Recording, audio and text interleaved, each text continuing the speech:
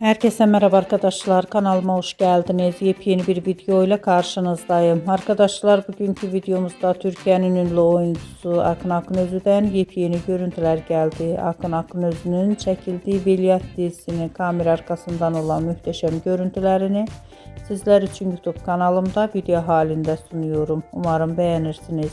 Arkadaşlar, videomu beğendiyseniz kanalımı izlemeyi ve bildirimleri açık tutmayı unutmayın. Şimdilik benden bu kadar olsun. Yeni videomuzda görüşmek üzere. Hoşça kalın.